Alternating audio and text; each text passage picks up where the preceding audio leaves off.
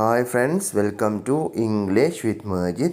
நம்ம last class பார்த்திருந்தோம் IELTS writing task 1, அதாவது லெட்டர் ரைட்டிங் கொண்டு எப்படி எழுதுறேன்னு சொல்லி. இது ஜென்ரல் ஆக்களுக்கு IELTS writing task 1 letter writing general ஆக்களுக்கு வரும். மற்றது IELTS writing task 1 short writing academic ஆக்களுக்கு வரும்.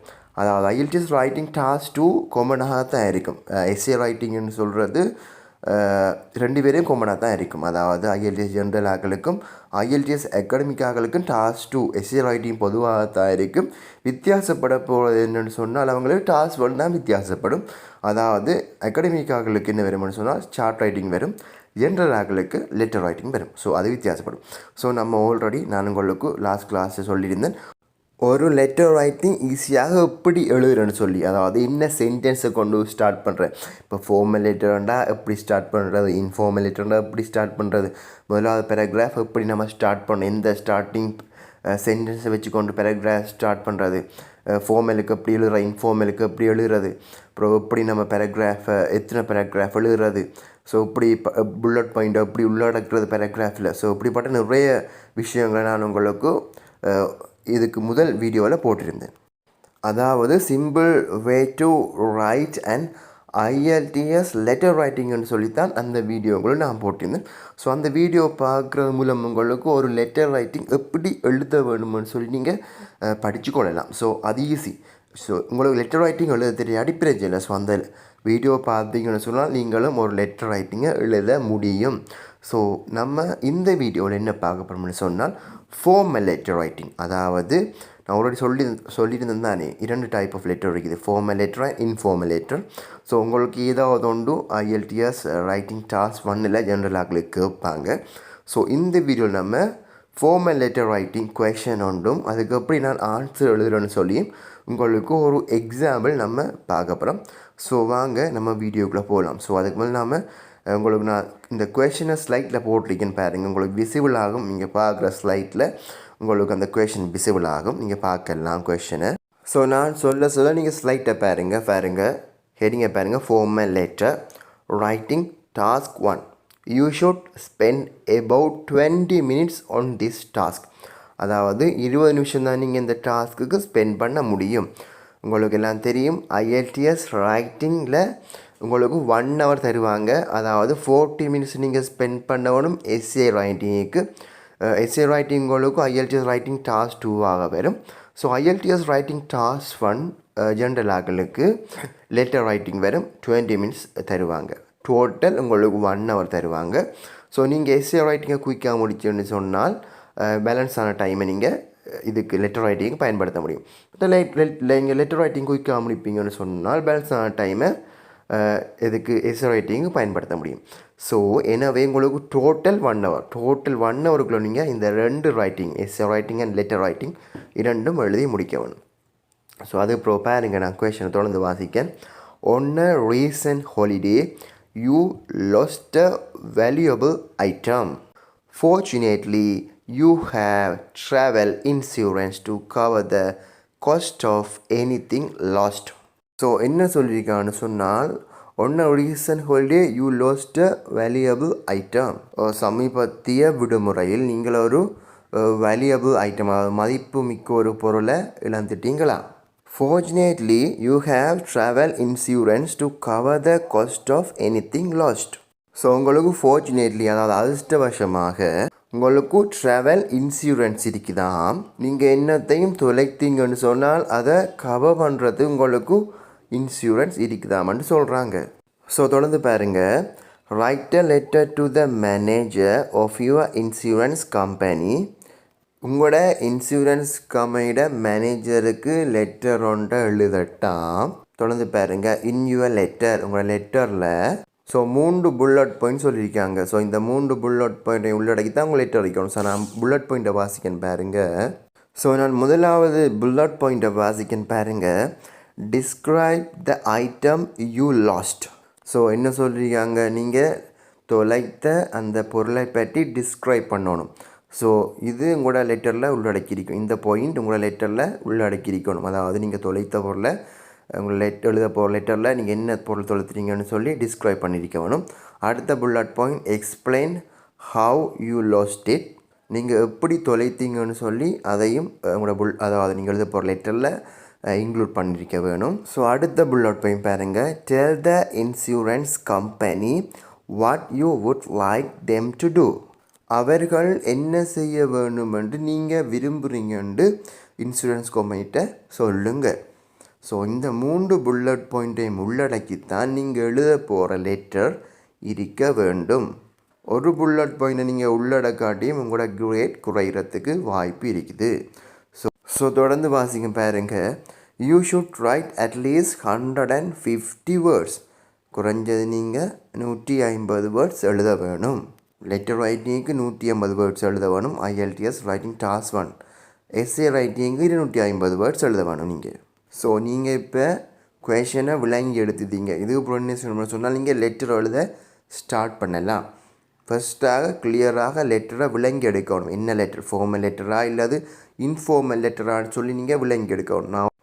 நான் இதுக்கு முதல் லெசனில் உங்களுக்கு வீடியோ போட்டிருந்தேன், எப்படி ஃபார்மல் லெட்டர் இன்ஃபார்மல் லெட்டரை நம்ம ஐடென்டிஃபை பண்ணுறது, அதாவது அடையாளப்படுத்துகிற எப்படி நம்ம கண்டுபிடிக்கிற. குவேஷனில் அவங்க என்ன சொல்கிறாங்க, ஃபார்மல் லெட்டரை சொல்கிறாங்களா அல்லது இன்ஃபார்மல் லெட்டர் எழுத சொல்கிறான்னு சொல்லி எப்படி கண்டுபிடிக்கிறோன்னு சொல்லி அந்த வீடியோவில் சொல்லியிருந்தேன். ஸோ அந்த வீடியோ பார்த்து வாங்க. நான் டிஸ்கிரிப்ஷனில் லிங்க் கொடுக்கேன் அல்லது இதில் என்னில் அந்த வீடியோ 2 போடுறேன், நீங்கள் அதை பார்த்து வாங்க.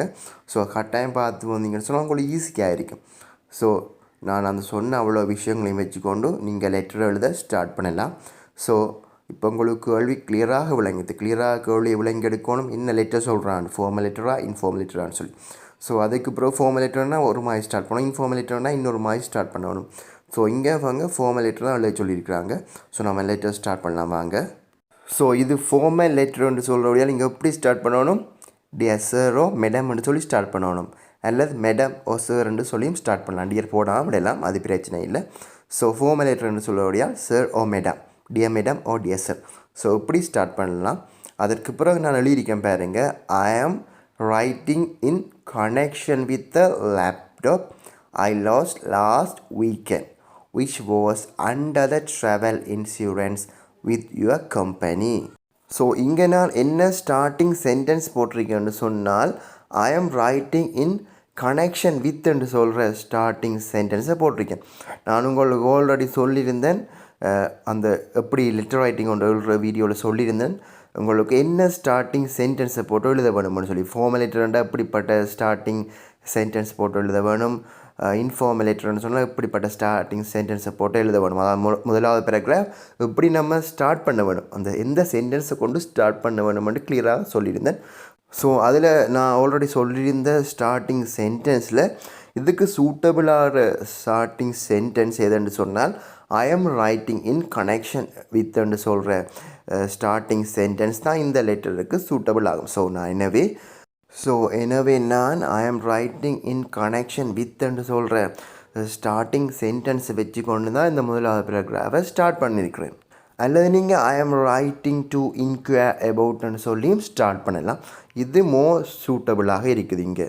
ஸோ எனவே தான் நான் ஐ am writing in connection with என்று சொல்கிற ஸ்டார்டிங் சென்டென்ஸ் வச்சுக்கொண்டு பேராகிராஃபை ஸ்டார்ட் பண்ணியிருக்கிறேன். ஸோ நான் முதலாவது பேராகிராஃபை வாசிக்கேன் பாருங்க. I am writing in connection with a laptop I lost weekend which was under the travel insurance with your company.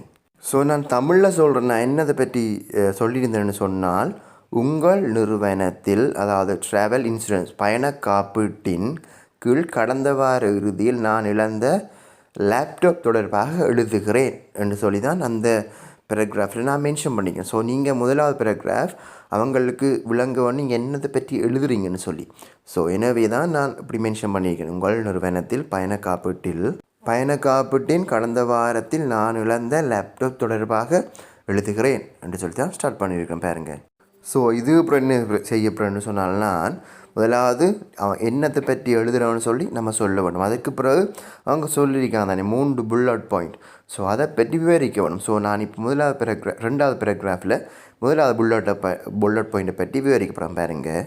அதாவது என்னத்தை தொலைச்சிங்கன்னு சொல்லி நீங்கள் அது ரெண்டாவது பேராகிராஃபில் சொல்ல வேணும். என்ன ஐட்டத்தை தொலைச்சிங்கன்னு சொல்லி, அது எவ்வளோ ப்ரைஸஸ், பிராண்ட். ஸோ அப்படிப்பட்ட விஷயங்கள் நீங்கள் இரண்டாவது பேராகிராஃபில் சொல்ல வேணும். ஸோ நான் மென்ஷன் பண்ணிக்க பாருங்கள், that was the Dell brand laptop. அதாவது டெல்ன்னு சொல்கிற பிராண்ட் லேப்டாப் தான் தொலைச்ச laptop. Which I bought last month with a price of 1 lakh.